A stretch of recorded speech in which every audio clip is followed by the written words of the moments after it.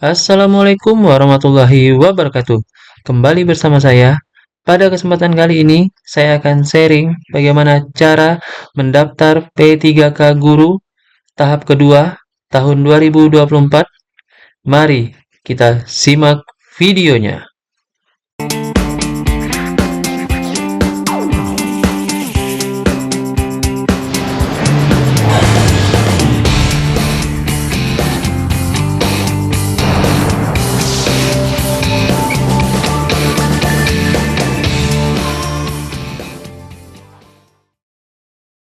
Untuk mendaftar P3K Guru tahap kedua, dimulai pada tanggal 17 November sampai 31 Desember tahun 2024.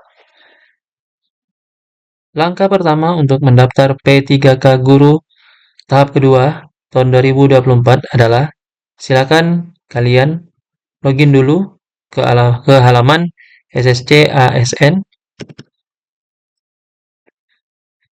Ini adalah halaman awal SSC ASN bkn.go.id. Silakan kalian klik masuk, dan ini adalah halaman awal dari halaman login akun SSC ASN. Silakan kalian masukkan nick kalian, kemudian kalian masukkan password kalian, kemudian masukkan kode CAPTCHA yang terdapat pada halaman login ini. Ya, jadi ini adalah akun SSC ASN atau akun pendaftaran yang sudah kalian buat sebelumnya. Ya, jadi silakan kalian login menggunakan nick dan password yang kalian miliki. Setelah memasukkan nick dan password, dan ini adalah halaman awal dari akun SSCN kalian. Ya, di sini yang pertama adalah form biodata. Pada form ini terdapat data pribadi yang kalian miliki. Jadi silakan sesuaikan dengan data yang kalian miliki. Yang pertama, isikan nama sesuai ijazah ya, jadi tanpa gelar. Di sini kalian isikan nama kalian, kemudian gelar depan ijazah. Kalau tidak ada silakan diisi strip ya, kalau ada silakan diisi. Untuk gelar belakang ijazah silakan kalian isi juga di sini ya. Kemudian tempat lahir ijazah atau tempat lahir sesuai ijazah kalian ya. Di sini di Pontianak. Kemudian untuk tempat lahir yang KTP juga di Pontianak ya. Jadi data yang di ijazah dan yang di KTP itu harus sama. Kemudian tanggal lahir yang sesuai dengan ijazah, kemudian tanggal lahir yang sesuai dengan KTP ya. Jadi data ini harus sama keduanya. Jadi pastikan. Kemudian email, pastikan masukkan email yang aktif ya, yang bisa diakses ya, dan yang bisa dibuka. Kemudian kemudian masukkan alamat pada KTP ya, alamat lengkap. Jadi RT RW-nya juga dimasukkan. Kemudian kalian scroll lagi ke bawah ya. Di situ nanti ada jenis kelamin, silakan dipilih pria atau wanita. Kemudian sedang mengikuti program beasiswa ya. Jadi di sini kalian bisa pilih ya atau tidak ya. Jadi disesuaikan dengan keadaan yang sedang kalian alami. Kemudian kalian scroll lagi ke bawah ya. Di sini tadi ada jenis disabilitas ya. Jadi kalau tidak mengalami disabilitas tidak, silahkan dipilih non disabilitas ya. Jadi kalau ada disabilitas itu kalian pilih sesuai dengan yang kalian alami. Jadi disesuaikan datanya. Kemudian kalian gulirkan ke bawah. Nah, di sini ada negara domisili, itu ada dua biasanya, dalam negeri dan luar negeri. Kalian sesuaikan ya. Jadi kalian pilih sesuai dengan keadaan kalian. Kemudian alamat domisili ya, sesuai dengan saat ini kalian tinggalnya di mana. Nah, jadi ini termasuk kelurahan, RT, RW ya, masukkan semuanya. Kemudian provinsi kalian silahkan diisikan. Kemudian kabupaten, kota ya, disesuaikan. Kemudian agama ya, agama kalian. Kemudian tinggi badan, status perkawinan ya. Kemudian akun media sosial, boleh Facebook, boleh Instagram ya, boleh YouTube juga boleh. Kemudian nomor telepon ya, nomor telepon kalian yang aktif yang bisa dihubungi ya, nomor WA juga boleh. Kemudian nomor ponsel juga samakan saja ya, untuk nomor telepon dan nomor ponsel ini samakan saja. Kemudian kalian buat tanda tangan di sini, nanti otomatis akan tersimpan di sebelah sini ya. Jika semuanya sudah dirasa benar, kalian masukkan kode CAPTA yang ada di bawah ini, ya. Dan kemudian kalian akan masuk ke bagian yang kedua, yaitu jenis seleksi, ya. Memilih jenis seleksi. Nah, di sini ada beberapa data yang harus kalian koreksi dan harus kalian pastikan, ya. Jadi yang pertama, nomor induk KTP, ya, NIK pastikan sudah benar. Kemudian di sini ada pilihan, ya. Kalian akan memilih eh, formasi apa, ya. Di sini ada tiga, formasi P3K guru, formasi P3K teknis, dan yang ketiga P3K formasi tenaga kesehatan. Nah, di sini kita memilih, ya, sesuai dengan apa yang akan kita lamar, ya. Kemudian di sini ada data Dapodik, ya. Di sini P3K guru, ya. Jadi otomatis datanya diambil dari data Dapodik. Nah, karena ini tahap yang kedua, berarti otomatis di sini kategorinya tertulis pelamar tidak terdata pada pendataan non ASN BKN, ya. Jadi di sini otomatis dan tidak bisa dirubah-rubah. Untuk instansinya adalah pemerintah kabupaten kota tempat kalian mengajar, ya, sesuai dengan Dapodiknya. Kemudian untuk jenis sertifikasi kalau punya Serdik, ya, kalian klik saja sudah. Nanti di situ akan diminta dimasukkan NRG kalian dan akan divalidasi, ya. Kemudian pendidikan kalian pilih saja, ya, sesuai dengan ijazah yang kalian miliki, ya. Kemudian untuk jabatan dia disesuaikan dengan formasi yang akan kalian pilih, ya. Nah, ini untuk pengisiannya, contoh pengisiannya, ya. Jadi kita akan mendaftar sebagai P3K guru, ya. Kemudian kategorinya sudah jelas, ini tadi tidak bisa diubah, ini sudah otomatis dari data Dapodik. Kemudian untuk pendidikannya di sini ada dua, ya. Jadi untuk S1-nya sesuai dengan ijazahnya dan D4 juga bisa, ya. Kemudian jabatannya yang bisa dipilih adalah sesuai dengan mapel yang sesuai dengan mapel yang linear dengan ijazahnya ini, ya. Jadi itu.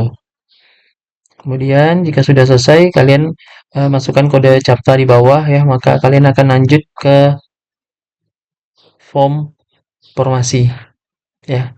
Lanjut ke form formasi. Itu yang ketiga, mendaftar formasi. Nah, di sini ada beberapa data juga yang harus kalian sesuaikan, ya. Di sini juga tertulis pendaftaran dimulai pada 17 November, berakhir pada 31 Desember. Nah, jadi itu. Jadi sesuaikan dan pastikan kalian tidak terlewat dari waktu yang sudah ditentukan. Nah, di sini jenis seleksinya P3K guru, kemudian untuk instansinya tempat kalian mengajar atau sesuai dengan dapodik kalian.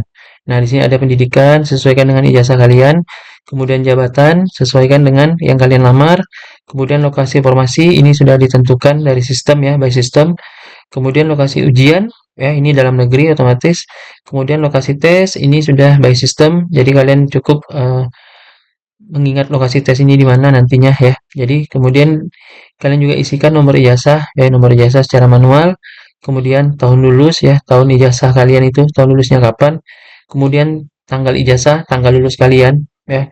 Kemudian nama perguruan tinggi atau sekolah. Nah, ini nama eh, perguruan tinggi, ya, universitas atau institut kalian yang mendapatkan ijazah S1 tersebut.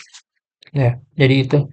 Kemudian jika sudah dirasa benar, maka akan ada kalian gulirkan ke bawah, maka akan ada kode CAPTCHA lagi, silahkan kalian masukkan dan kemudian akan lanjut ke form riwayat, ya. Jadi akan lanjut ke form riwayat. Ini adalah form atau bagian riwayat, ya, pada akun SSC ASN. Nah, di sini ada beberapa data, ya, yang wajib kita harus lengkapi, ya, harus kita isi, ya. Jadi yang pertama itu adalah deskripsi diri. Jadi silakan kalian deskripsikan, ya, diri kalian dalam sebuah esai yang menggambarkan dalam bidang pekerjaan dan kehidupan bermasyarakat. Jadi minimal 3.000 karakter. Jadi ceritakan, ya, tentang keseharian kalian, ya. Kalian mengajar di mana, kondisi sekolah kalian seperti apa, atau kondisi kalian seperti apa, sudah berapa lama kalian mengajar, ya. Jadi itu silakan diisikan pada bagian deskripsi diri. Kemudian untuk riwayat pendidikan, nah, di sini kalian wajib menyiapkan, ya, ijazah dari SD sampai S1 atau S2, ya, yang nantinya datanya akan diisikan pada bagian ini, ya. Jadi ijazah itu tidak di apa ijazah dari SD sampai S1 itu tidak diupload, ya, tapi hanya untuk diambil nomor ijazahnya, tanggal ijazahnya, kemudian tahun masuknya, ya. Jadi silakan untuk mengisinya kalian klik, ya, tambah pendidikan, ya. Kemudian untuk Yang pertama itu kita isikan dari SD, jadi pilih tingkat pendidikan, pilih sekolah dasar, kemudian jurusannya juga kalian ketikkan ya, sekolah sekolah dasar ya. Jadi tergantung kalian sekolah dasar Islam terpadu atau sekolah dasar umum, jurusan atau jurusan BCG. Ya, di sini kita isikan sekolah dasar umum ya. Kemudian namanya contoh SD Negeri 1 ya. Misal contoh SD Negeri 1 Pontianak ya. Ini hanya contoh. Kemudian tahun masuknya kalian isikan misal contoh 2000. Nah, kemudian lulusnya kalian isikan kan 6 tahun jadi 2006 ya, tergantung berapa lama kalian menempuh pendidikan di SD. Kemudian akreditasinya sesuaikan dengan akreditasi sekolahnya SD-nya ya. Isikan B, kemudian tempatnya. Nah, di sini ini kalian isikan kota atau kabupaten ya. Jadi misal kalau di atas itu kan Pontianak, jadi ketikkan saja Pontianak kota, otomatis dia akan muncul ya. Jadi itu. Jadi kalau misalnya dia di eh contohnya Mempawah ya, jadi isi aja Mempawah. Nah, ya jadi isikan kabupatennya ya, kota atau kabupaten ya. Jadi isikan kota atau kabupaten itu otomatis akan muncul sistemnya ya. Jadi itu enak bisa ya, Kuburaya juga bisa. Jadi itu. Jadi disesuaikan. Jadi nomor ijazah itu kalian lihat nomor ijazah kalian ya, biasanya paling bawah biasanya ada kodenya itu DN misal 001 2006. Nah, misal contohnya tanggal ijazahnya disesuaikan saja ya. eh, itu sesuai dengan yang tertulis ya, tertulis atau tertanggal pada ijazahnya. Kemudian di sini diminta nama pejabat penanda tangan ijazah. Ya, nama pejabat berarti nama kepala sekolahnya. Biasanya kepala sekolah atau kepala yayasan. Ya, jadi isikan saja ya. Sesuai yang tertulis di ijazahnya. Contohnya misal Messi SPD ya, ini contoh.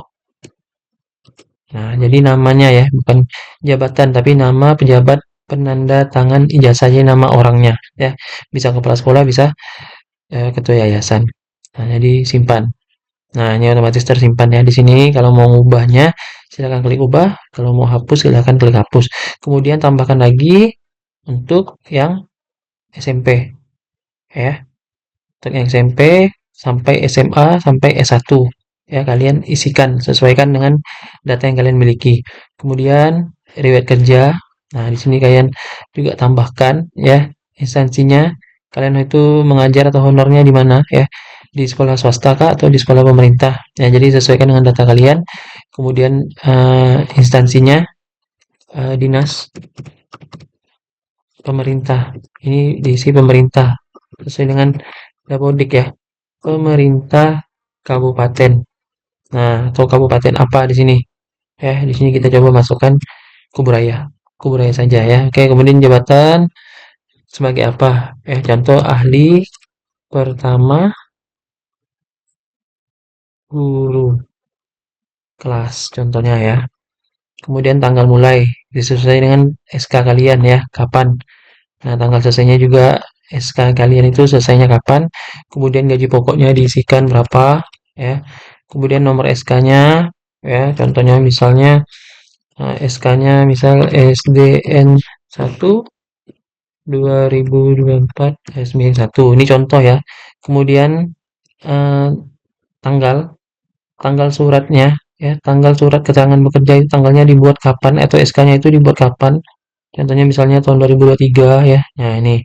Kemudian pejabat ya, ini pejabat. Pejabatnya ini siapa yang menandatangani eh, surat keterangan bekerja ini ya, pejabat. Jadi diisi saja di sini kepala sekolah ya, bukan namanya tapi kepala sekolah ya, bisa kepala sekolah, bisa kepala dinas ya, tergantung SK-nya. Siapa yang membuatnya, siapa yang mengeluarkannya ya, kepala yayasan ya, disesuaikan saja. Kemudian pilih file SK-nya ya, filenya. Di sini ada ketentuannya 100 atau 1 MB ya, jenis file PDF. Nah, jadi surat atau SK-nya kalian upload juga ya. itu minimalnya 1 MB. Jadi nggak boleh lebih. Kalau lebih itu biasanya nggak masuk, nggak nerima sistemnya. Oke. Kemudian klik simpan. Ya, jadi itu di sini kayak belum ada filenya, otomatis nggak bisa disimpan. Ya, jadi wajib memiliki filenya. Nah, jadi itu ya. Kemudian riwayat organisasi, kalau ada silakan diisikan saja. Ya, organisasinya apa? Di bidang olahraga boleh, pendidikan boleh, ya, bebas. Yang sesuai dengan eh, yang kalian alami atau yang kalian memang benar-benar kalian dapatkan, ya, pengalaman organisasi itu. Kemudian untuk kursus latihan, ya, disesuaikan juga, ya, kursusnya apa, pelatihannya apa, boleh bebas diisikan, ya, sesuai dengan biasanya sertifikat, ya, sertifikat. Nah, tapi di sini tidak diminta atau tidak diupload sertifikatnya, tapi sertifikatnya itu hanya sebagai buktinya saja. Jadi sewaktu-waktu diminta kalian bisa menunjukkan sertifikat pelatihan yang kalian miliki. Ya, sertifikat PMM juga boleh masukkan ke sini, nggak masalah. Tapi lebih amannya sertifikat yang eh, diterbitkan oleh instansi pemerintah penyelenggara, sertifikat diklat, ya, boleh. Jadi itu. Kemudian untuk tulisan ilmiah, kalau punya kalian ilmiah silakan diisikan sesuai dengan yang kalian miliki. Ya. Nah, jika sudah dirasa benar, kalian klik eh, selanjutnya, maka akan lanjut ke proses selanjutnya. Nah, sekarang kita sudah masuk ke bagian akhir, ya, dari proses pendaftaran, yaitu di form dokumen. Nah, di sini eh, ada perhatian, ya. Jadi ini adalah persyaratan administrasi yang diinputkan oleh admin instansi pemerintah sesuai dengan tempat kalian mendaftar, ya. Pemerintah kabupaten kota tempat kalian mendaftar.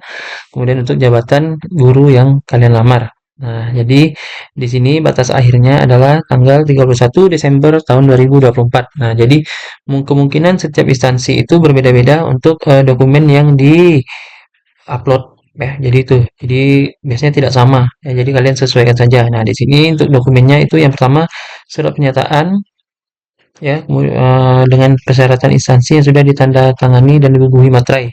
Kemudian ini biasanya surat eh, pernyataan 5 poin biasanya ini, ya. Kemudian yang kedua surat lamaran itu biasanya sudah ada contohnya yang sudah dibagikan oleh instansi masing-masing, ya. Kemudian KTP, scan KTP asli, kemudian scan ijazah asli, ya. Jadi yang S1 ini wajib S1, ya. Kemudian untuk yang S2 wajib S2 disesuaikan dengan pendidikan atau yang diminta oleh instansinya. Kemudian scan transkrip nilai atau daftar nilai asli, ya. Kemudian untuk yang terakhir di sini, ya, pas foto, ya, berlatar belakang merah yang terbaru, ya. Itu ukuran filenya 500 KB, formatnya JPG. Kemudian ini yang juga wajib ini surat keterangan mengajar dari kepala sekolah tempat bekerja saat ini. Nah, di sini ada draft, ya, contohnya bisa kalian download, ya, kalian isi, ya. Nah, semua berkas ini, ya, ketentuannya sudah dituliskan, ya. Jadi untuk pernyataan lamaran KTP, pernyataan lamaran, kemudian ijazah, transkrip, dan surat keterangan itu formatnya PDF, ya. Sedangkan untuk KTP dan pas foto itu formatnya JPG, ya. Jadi bisa kalian baca, kalian sesuaikan, ya, dengan ketentuan yang ada di sini sebelum mengunggah, ya. Kalau tidak sesuai dengan ketentuan yang ada di sini, biasanya pada saat kalian mengunggah itu akan ditolak oleh sistem, ya. Jadi itu. Jadi silahkan kalian lengkapi berkas yang diminta oleh instansi tempat kalian melamar. Kemudian kalian scroll lagi ke bawah, ya. Sebelum melakukan resume, mau diperiksa kembali setiap dokumen yang diunggah itu tidak korup, tidak rusak. Kemudian file terlihat jelas, tidak pecah dan sesuai persyaratan. Jadi tolong disesuaikan, ya. Diminta ijazah, kalian uploadlah ijazah. Jangan kalian upload akta 4 karena itu juga berpengaruh terhadap kelulusan seleksi administrasi. Ya, jadi uploadlah sesuai dengan yang diminta oleh instansi. Jangan sampai kalian tidak lulus di persyaratan administrasi ini, ya. Kemudian jika kalian ingin mencetak kartu informasi akun, silakan kalian klik, ya, cetak kartu informasi akun, maka nanti akan terdownload kartunya. Kemudian, nah, jadi kalau kalian belum mengunggah semua persyaratan yang ada di sini, kalian mengklik selanjutnya, itu maka akan ditolak oleh sistem, maka akan muncul pop-up peringatan ya. Anda belum mengunggah semua persyaratan wajib yang diunggah dan kalian tidak akan bisa lanjut ke bagian resume. Nah, jadi untuk tahap selanjutnya ya setelah melengkapi dokumen itu akan lanjut ke bagian resume yang dimana hanya untuk pengecekan data disesuaikan lagi datanya. Jika ada yang belum benar datanya itu silakan kembali ke proses sebelumnya ya. Jadi itu. Oke, demikian ya tutorial proses pendaftaran P3K guru tahap kedua ya. Itu berakhir pada tanggal 31 Desember tahun 2024 ya. Jika ada yang ingin ditanyakan ya, jika ingin sharing silakan berkomen di kolom komentar ya. Terima kasih atas perhatiannya ya, semoga sehat selalu, semoga bisa menjadi ASN di tahun 2025 nanti ya, karena nantinya kelulusannya akan diumumkan di tahun 2025. Oke, terima kasih atas perhatiannya. Wabillahi taufiq wa hidayah. Assalamualaikum warahmatullahi wabarakatuh.